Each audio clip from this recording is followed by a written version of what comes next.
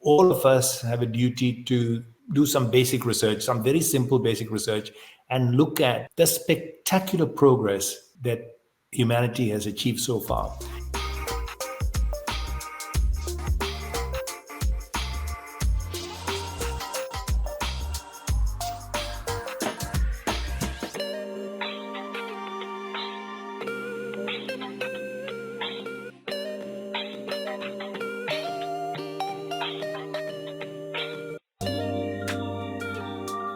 Well, Paddy Padmanathan, I am currently vice chairman of Zero BV, a company that is focused at developing renewable energy as both molecules as well as electrons at scale, and getting them to the markets where they are needed, from optimum places of production to the demand centers.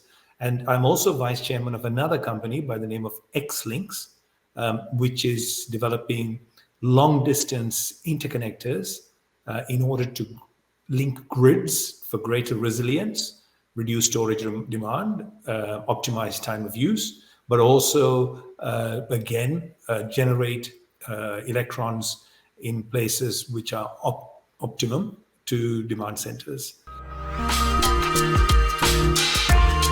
Hydrogen can serve a segment of decarbonization needs. We are now able to start contemplating producing that hydrogen at a competitive price, only because renewable energy costs have come down so much. And the evidence, by the way, of how competitive renewable costs is, quite apart from all these numbers that we keep throwing around, is look at countries like the Kingdom of Saudi Arabia, United Arab Emirates. These are the centers of oil and gas production. Cost of producing oil and gas in these countries is minuscule, yet they are implementing at scale renewable energy. Yes, they are doing it in order to decarbonize, in order to fulfill their Paris commitments, but at the same time, it is also because it is the most competitive solution to supply energy when the sun is shining or when the wind is blowing. It's capital intensive, operational cost light, zero fuel cost. God doesn't charge us for that fuel. Okay, so clearly, it provided you can continue to keep bringing the capital cost down. Of course, ultimately, it will become the cheaper solution, and it has. So, for in a country like Saudi Arabia, UAE, if you take the whole energy use throughout the day, something like 60, 70, 65% is during the day, because there is also air conditioning, domestic load, industrial load. Okay, so it's exactly when the sun is shining, and the brighter the sun shines, the more energy we need to cool. So absolute perfect match for these countries where there is no way for that electricity, they can supply it with fossil fuel based generation at a cheaper price. Look, okay, so, back in 2010, I'm the one who used to throw numbers and everybody said, you are crazy. I was wrong. I was wrong by not being low enough. People were saying I was crazy because they said, no, you're stupidly low. This is nonsense. Okay. So probably I'll get it still wrong, but I am very convinced we don't need to wait. I am very convinced that by 2025, 2026, within the next couple of years, you will start to see solar tenders below 1 cent. Okay. In certain markets. It's already at 1.2, 1.3. Okay. So it's not a hell of a far cry for it to come down to 1.0, below 1.0. I think what is most important is to be talking about not solar, wind, battery, but about system. Because, at the end of the day, by the way, none of us care where the energy comes from. I think many of us are becoming more concerned about wanting to know that the energy is coming from sources that is not polluting carbon. But beyond that, it's of no relevance to us. What we want is reliable, dispatchable energy. So when I switch the lights off, it must go off. And when it comes, switch it on, it must be there. All right. So we use electricity differently. as individuals, house owners. We go to work and there is no electricity at home. We come back, we watch TV, we cook, whatever. So it's all different. Industries use it differently. Industrial processes use it differently. So it's about how we're going to manage the system across 24 hours a day, 30 days of the month, 365 days of the year. How are we going to manage reliable, dispatchable energy? One of the biggest problems that we have sort of suddenly woken up to, it was there, but we just ignored it, typical humans, is the transmission problem. Getting all this electricity to the right places where they're needed.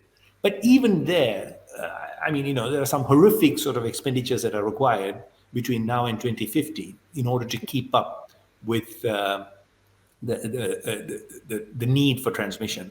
And of course, the challenges around permitting and approvals, the challenges around NIMBYism, not in my backyard, all sorts of issues. But I'm much more optimistic because of several things that will not make that as massive a problem as it looks like today. One of them is materials and material science and technology. Look at high voltage DC transmission, okay? All of a sudden, we are able to transmit over very long distances at a very low cost. This is just in the last 15 years. Material sciences has allowed us, and thank you very much, China, for really putting the effort in manufacturing and deployment to show us and lead the way in heavy use of HVDC, for example. And then, of course, wait for the superconductors. So much of research is going into superconductors. I think superconductors could potentially be a very similar sort of savior and very similar cost reducer, like fiber optics is for the communication revolution. So that, and then there's another one. The other one is, for the moment, we are thinking, we're going to have to produce energy in the places where the sun is shining, which often are the places where there aren't a hell of a lot of demand. The demand is somewhere else. Well, guess what? Within this period, the demand is going to move. As much as there was a lot of concern around these oil-producing countries had this massive vested interest in continuing to propagate the use of oil. The fact of the matter is, money talks. So that the minute renewable energy, we had technology and solutions that was delivering renewable energy at a lower cost than fossil fuel, they themselves started to invest in renewable energy because they knew for their own competitiveness, they need to do the most cost-effective thing, right? All of us have a duty to do some basic research, some very simple basic research, and look at the spectacular progress that humanity has achieved so far. As much as there is 1 billion people, 800 million people to 1 billion people who go and walk to collect dirty water and boil with sticks, there is a massive number of people, billions and billions, who live longer, who have a better life, who are more educated, who, in the middle of all of this, we kind of lose sight of all of that. And all of that has been achieved. It's progress and growth that continues to feed growth and progress.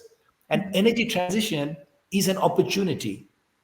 All the evidence is showing us that we can drive the cost down, and particularly energy, which is so fundamental to all of what we do, how we live. If we can continue to keep driving that cost down and widening the access of that energy. And again, renewable energy has given us that opportunity.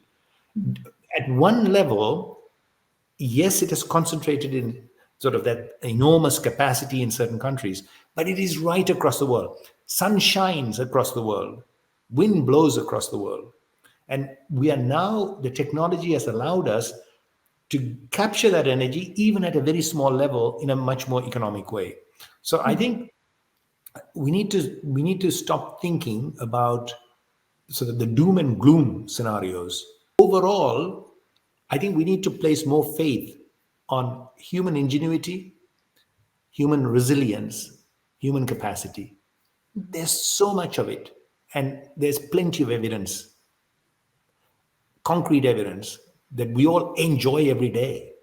Even the people in the villages enjoy every day, that they wouldn't have been able to enjoy if not for all the advances that have been made over time.